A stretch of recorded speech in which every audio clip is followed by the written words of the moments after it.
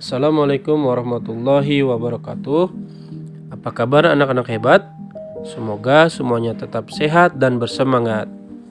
Pada video kali ini, kita akan belajar tema 3 subtema 2, muatan pembelajaran bahasa Indonesia, materi, teks eksplanasi dan kalimat efektif.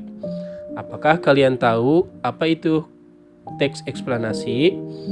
Teks eksplanasi adalah teks non-fiksi yang berisi penjelasan suatu hal, peristiwa atau fenomena, baik fenomena alam, sosial maupun budaya. Teks eksplanasi ditulis berdasarkan fakta dan data. Struktur teks eksplanasi terdiri atas 3 bagian, yaitu sebagai berikut. 1. Pernyataan umum, yaitu bagian pembuka teks eksplanasi yang berisi informasi umum terhadap suatu fenomena yang disampaikan secara lugas.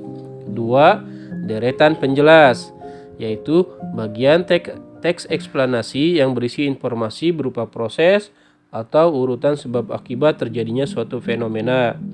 3.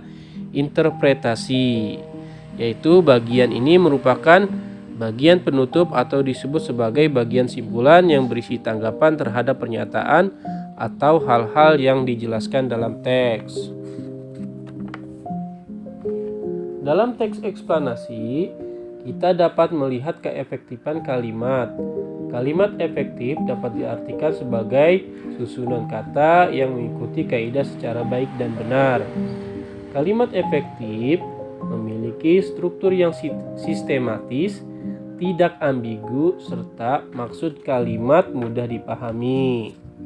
Contoh, anak dokter yang baik itu merupakan sepupu Risma.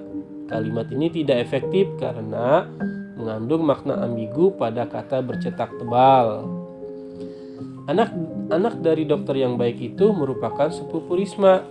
Nah, kalimat ini efektif karena secara jelas dokter yang baik. Nah, berikut contoh dari teks eksplanasi yang berjudul kemiskinan. Seperti yang kamu lihat terdiri atas 4 paragraf. Pernyataan umum berdasarkan teks eksplanasi di atas terdapat pada paragraf 1. Kenapa terdapat pada paragraf 1?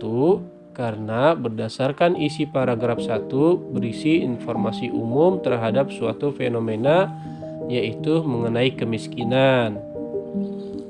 Untuk deretan penjelas terdapat pada paragraf 2 dan 3 yang berisi informasi proses atau urutan sebab akibat terjadinya kemiskinan. Dan terakhir, bagian penutup atau interpretasi terdapat pada paragraf keempat karena berisikan simpulan yang memuat tanggapan terhadap hal-hal yang dijelaskan dalam teks.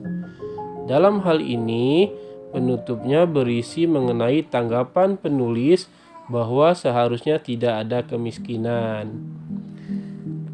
Bagaimana penjelasan Bapak hari ini? Semoga kalian paham ya. Tetap semangat belajar dari rumah.